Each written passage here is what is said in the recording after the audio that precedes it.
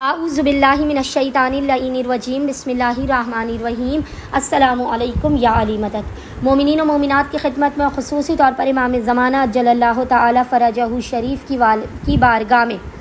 آپ کے بابا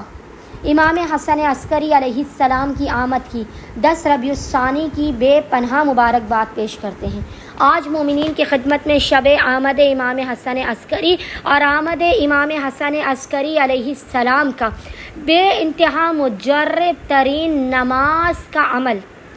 یہ نماز حاجت بے انتہا مجرب ترین امام حسن عسکری کی اور چند مختصر ترین اعمال ہیں جو مومنین کی دنیا و آخرت کی ہر حاجت کے لیے کافی ہوں گے، خصوصی طور پر وہ مومنین و مومنات کے جو اپنے دشمنوں کی وجہ سے پریشان ہیں،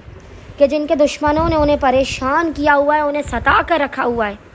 مومنین کی زندگی مصائب اور آلام اور تکالیف کا شکار ہیں۔ آپ امام حسن عسکری علیہ السلام سے متوسل ہوں۔ امام کی ہیبت مشہور ہے، امام دشمنوں کو آپ کے زیر کر دیں گے۔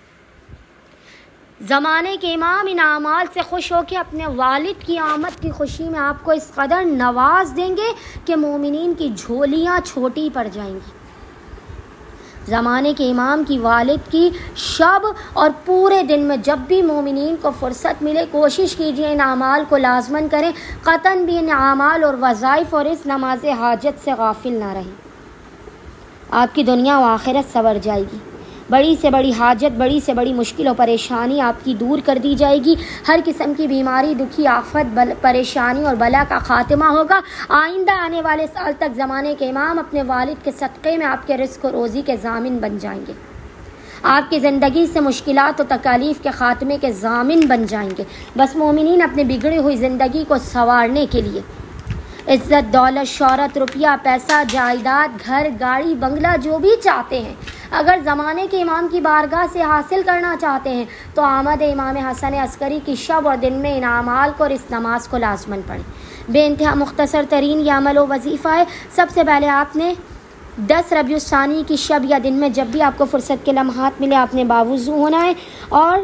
اس کے بعد آپ نے 2 رکعت نماز حاجت کی نیت کرنی ہے کہ 2 رکعت نماز حاجت امام حسن عسکری کی بارگاہ میں پڑھ کے پیش کرتا یا کرتی ہوں قربتاً اللہ۔ اچھا، اب اس نماز کا طریقہ یہ ہے کہ اس نماز کی پہلی رکعت میں آپ نے الحمد کے بعد 11 مرتبہ 11 ٹائمز سورہ قدر انا انزلناہ کی تلاوت کرنی ہے۔ پہلی رکعت میں آپ نے الحمد کے بعد 11 مرتبہ سورہ قدر کی تلاوت کرنی ہے، اور دوسری رکعت میں آپ نے الحمد کے بعد 3 مرتبہ 3 ٹائمز سورہ اخلاص قل هو اللہ احد کی تلاوت کرنی ہے۔ نماز مکمل ہونے کے بعد آپ نے تسبیح بی بی فاطمہ الزہرا سلام اللہ علیہا کو پورے اطمینان اور اہتمام کے ساتھ پڑھنا، اور اس کے بعد آپ نے ایک درود کی تسبیح امام زمانہ کے والد امام حسن عسکری کی بارگاہ میں پڑھ کر پیش کرنی ہے۔ پھر آپ نے 1 مرتبہ زیارت آل یاسین کو آپ نے 1 مرتبہ پڑھنا ہے۔ امام زمانہ کی مخصوص دعا زیارت ہے سلام علی آل یاسین، اس زیارت کو آپ نے 1 مرتبہ پڑھنا ہے۔ پھر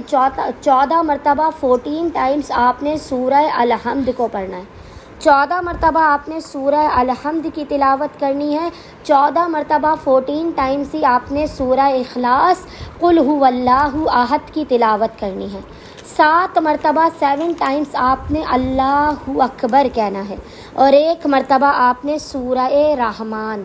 1 مرتبہ 1 ٹائم آپ نے سورہ رحمان کی تلاوت کر کے اس تمام عمل کا ہدیہ والد امام زمانہ امام حسن عسکری کی بارگاہ میں پیش کرنا ہے، اور آخر میں کسی بھی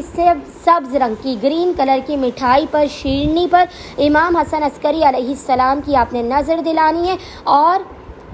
زمانے کے امام کی بارگاہ میں ان کے والد کے حق کا واسطہ دینا ہے، ان کے والد کی آمد کا واسطہ دینا ہے، آل محمد کے گھرانے کی اس عظیم ترین خوشی کا واسطہ دے کر اپنی زندگی میں خوشیوں کے بھر جانے کی دعا کرنی ہے، اپنی حاجات کے قبول ہونے کی، مشکلات کے دور ہونے کی، دشمنوں کے زیر ہونے کی، اور آئندہ آنے والے سال تک اپنے رزق و روزی کی